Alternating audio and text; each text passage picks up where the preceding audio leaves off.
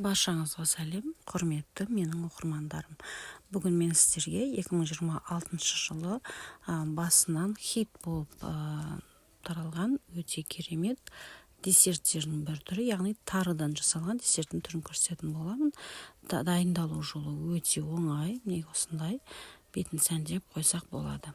Енді іске кіріссек, бізге керегі қалауларыңыз бойынша, өздеріңізге керегінше тарыны аласыздар.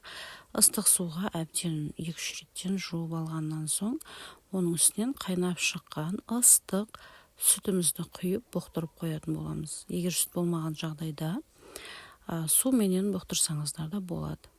Сүтімізді тарымыздың бетімен бірдей келтіріп, бетін тарелкаменен жауып, 20-25 минуттай бұқтырып қойсаңыздар, тары өзіне сіңіріп алып, өз ісініп әдем болып шығатын болады. Ол аралықта біз яғни кремін дайындайтын боламыз. Бізге осындай қою, өте әдемі осындай 20%-ды қаймақ қажет болады. Оның үстінен қойытылған сүтімізді, яғни сгущенкамызды тәтті керегінше құйып, екеуін біркелкі масса болғанша жақсылап араластыратын боламыз. Видеодан алыстамаңыздар, соңына дейін көріңіздер. Мен сіздерге құрмадан жасалынатын шоколадты пудингті жасау жолын көрсететін боламын. Ол да өте оңай десерттердің бір түрі. Неге біркелкі етіп, осылай әдемілеп араластырып аламыз. Өте қою әдемі болып шығады. Ораза кезінде жасап берсеңіздер, үлкен кісілерге де бірдей ұнайтын болады, және өте тойымды шаймен ішкенге керемет. Қонақтарды таң қалдыратын десертке жатады, және тез дайын болады. Неке тарымыз дайын, неке сүттің бәрін өзіне сіңіріп алған. Егерде артық сүт болып қалатын болса, ол сүтті сүзіп алып тастасаңыздар болады. Оны келесте шайға қолданасыздар сүтін. Мінекей тарымыздың үстінен араластырған, яғни қаймағымызды біркелкі етіп араластырып алатыныз. Керегінше қосып, егер көп болып жатса. Мен де барлығын қостым. Осындай керемет қоймалжың әдемі болып шығатын болады.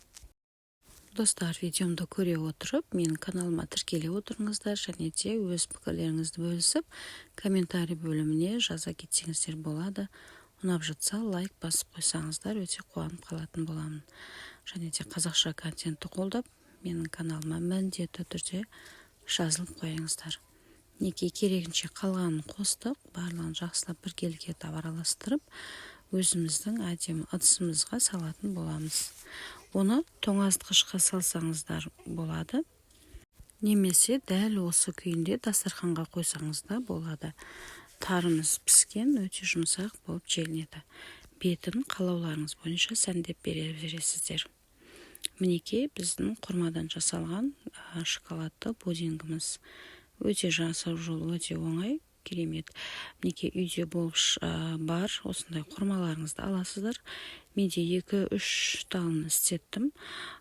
Әсіресе балдар жемей қойған кезде осылай пудинг жасап берсеңіздер, барлығын жеп қоятын болады. Ортасында дәнегі болса алып тастайсыздар. Және де астыңғы керек емес жерлерін барлығын тазалап, осындай тек қана ортасын алып қолданатын боламыз. Қабығынан осылай ашып тазалап аласыздар.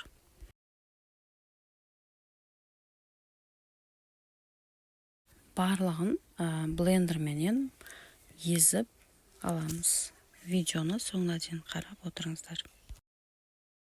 Видеомды көре отырып, каналыма тіркеле отырыңыздар. Менің каналымнан өздеріңізге қажетті деген керемет рецепттердің рецептін таба алатын боласыздар. Мінекей барлығын осылай менде термомикске салып, майдалап езіп алдым. Үйде блендер болса, блендерменен езіп аласыздар. Өзі желатин сияқты біркелкі болып әдем қататын болады. Мінекей термомикске салдық, енді оның үстінен бізге қажет болады. Какаоымызды саламыз, кез келген түрі жарайды. 2 ас қасықта саласыздар, және де жарты, яғни 100 граммдай сүт құямыз. Мінекей езіп алдым, оны ыдысымызға құямыз, сосын оны қалауларыңыз бойынша холодильникке қойып, мұздатып алсаңыздар, өзі желатин сияқты қатып шығатын болады. Немесе осы түрінде де жей берсеңіздер болады үлкен кісілерге. бетін әртүрлі сәндеп ұсынсаңыздар болады. Мен де жаңғақ септім. Осылай жейсіздер. Мінекей балдарға да өте ұнайды. Керемет, осындай 2 түрлі десертіміз бір уақытта 5 минуттың ішінде дайын болатын болады. Барлығыңызға дайындап көруге кеңес беремін. Өте керемет болып шыққан дәмдері. Видео ұнаған болса, достарыңызбен бөлісе отырсаңыздар болады. Назарларыңызға рахмет.